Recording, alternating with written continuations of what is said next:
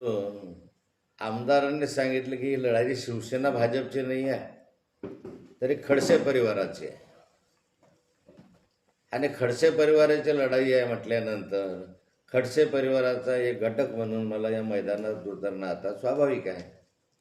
नाहीतर मी आतापर्यंत या निवडणुकीमध्ये कुठेही तुम्हाला दिसलो नाही.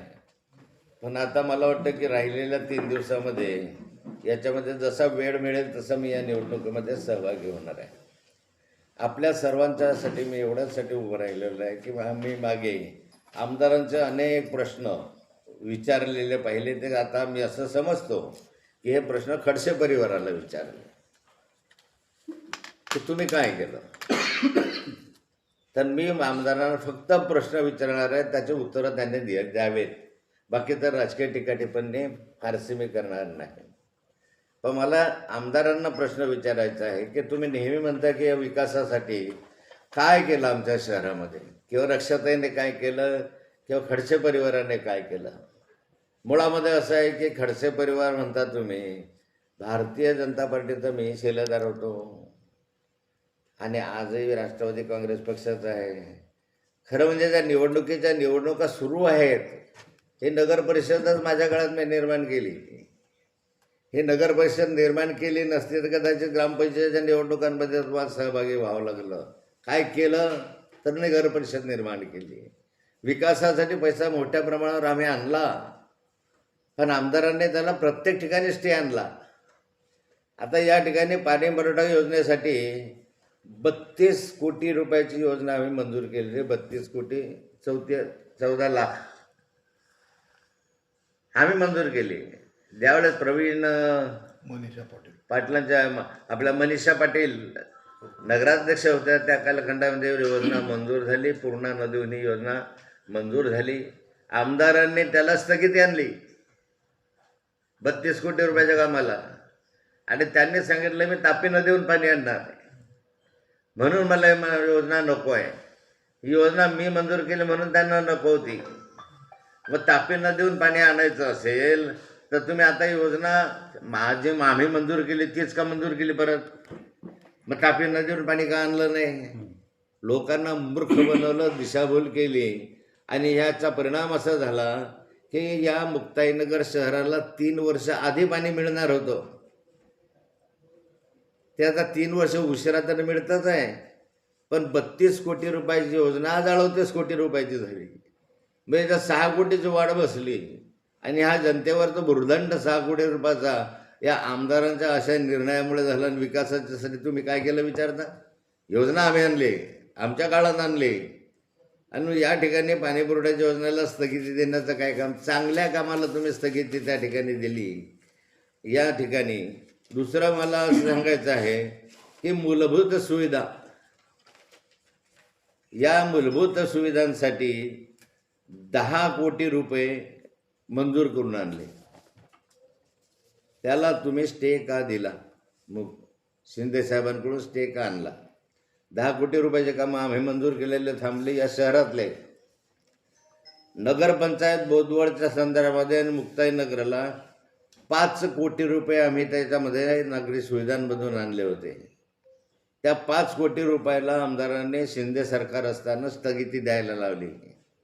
अल्पसंख्याक मुस्लिम मंडळीसाठी, अल्पसंख्याकांसाठी बोदवड आणि मुक्ताईनगरला 1-1 कोटी रुपये शादी हॉलसाठी मंजूर करून आणले. अल्पसंख्याकाचे 1 कोटी रुपये होते, मुस्लिमांचे 1 कोटी रुपये होते. बोदवडला 1 कोटी आणि मुक्ताईनगरला 1 कोटी. तुम्ही या अल्पसंख्याकाच्या 1-1 कोटी रकमेला स्थगिती का आणली? आज ते मुस्लिमांचं झाला शादी हॉल झाला असता, 1 कोटी रुपयाचा तो अल्पसंख्याकांचा शादी हॉल त्या काळात मंजूर झाला असता, आपलं काम झालं असतं. शादीखाना. तर शादीखानासाठी 1 कोटी रुपये आणले, ते तुम्ही का केले याचं उत्तर आमदारने दिलं पाहिजे.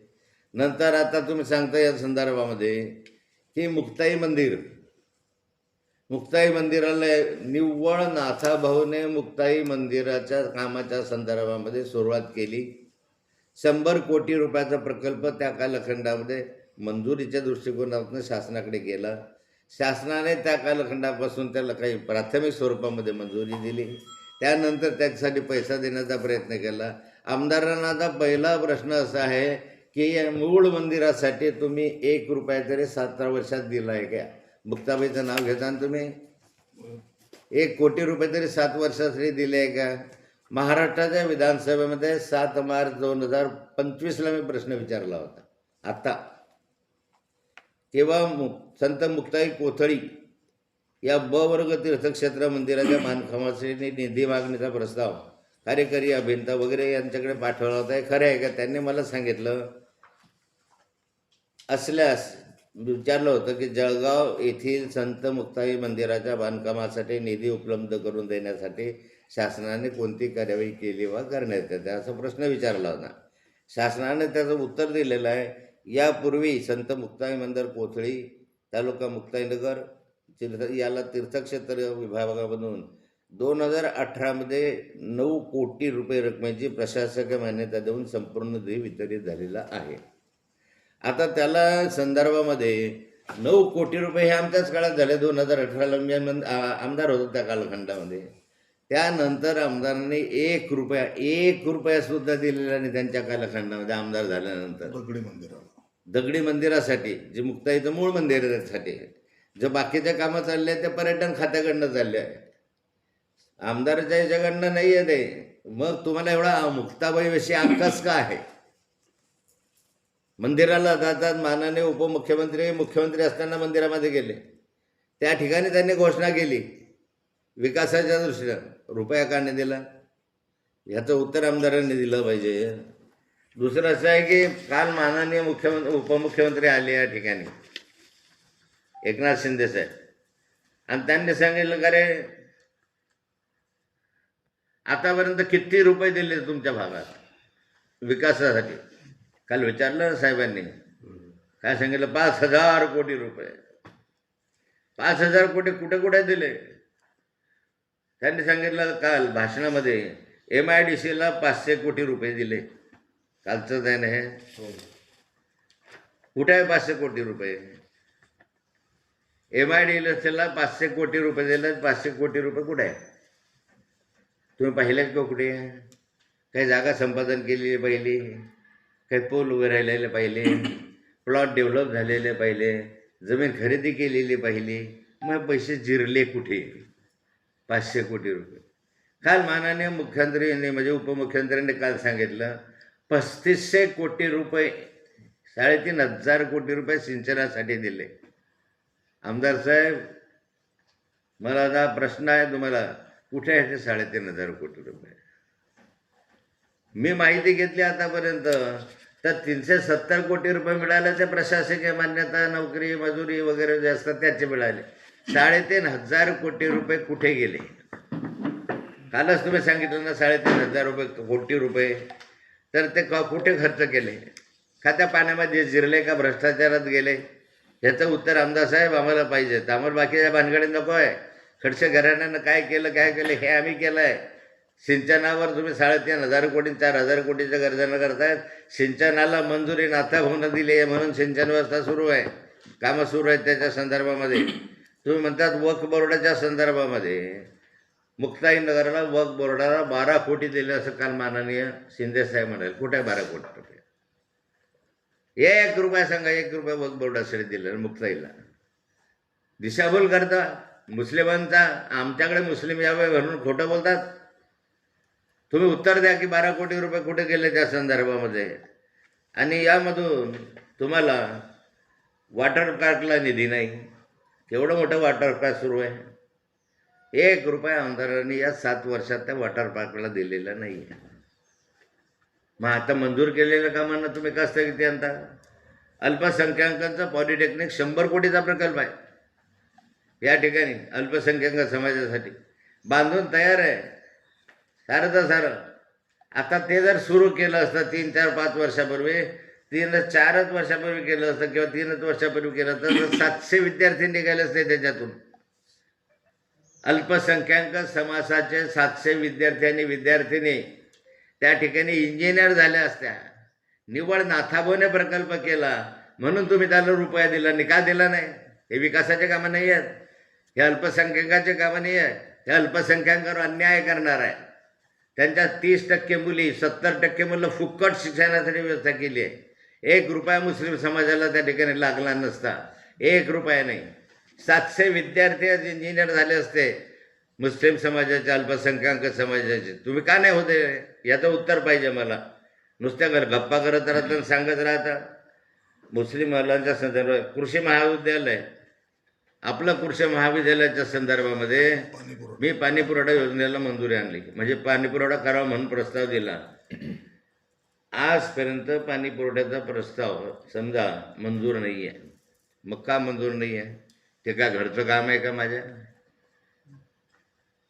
ॲग्रिकल्चर कॉलेजला पाणी असल्याशिवाय बाकीचं होऊ शकत नाही. आणि त्याच्यासाठी आम्ही पाणी पुरवठा योजनेचा त्या काळात प्रस्तावासाठी पाठवला धरणावरून. का केलं नाही तुम्ही त्या संदर्भामध्ये? आणि एक गोष्ट सांगतो तुम्हाला, हे वारंवार खडसे घराणं. मग मला एक विचारायचं तुम्हाला या संदर्भामध्ये,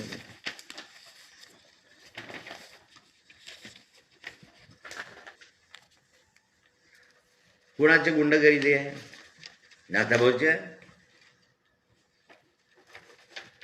गुंड 2 नंबरचे धंदे कुणाचे आहे? तुम्ही म्हणता गुंडगिरीवर बोलता आणि आमच्याशी बोलता. ह्याच्या संदर्भामध्ये वाळू माफिया कोण आहे? आमदार साहेब उत्तर द्या की भाजपचे वाळू माफिया आहे, काँग्रेसचे आहे, राष्ट्रवादीचे आहे, कुणाचे वाळू माफिया आहे?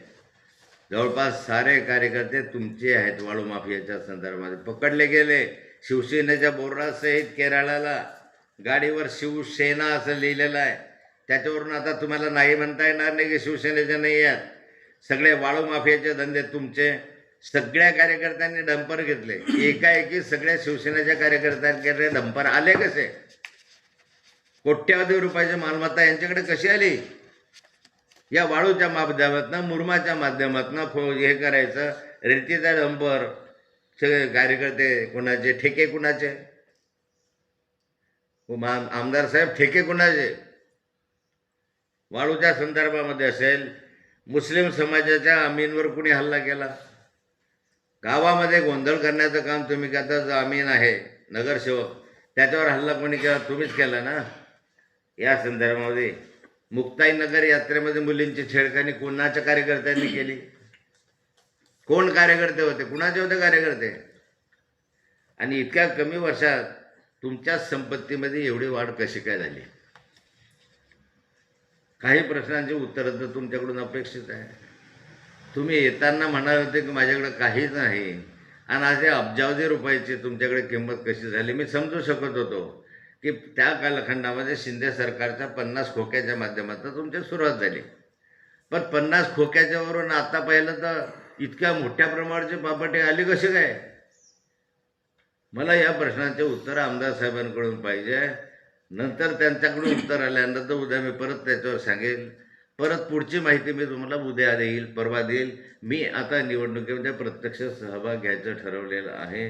त्यामुळे जे काही मला करता येईल आता ते मी करेल.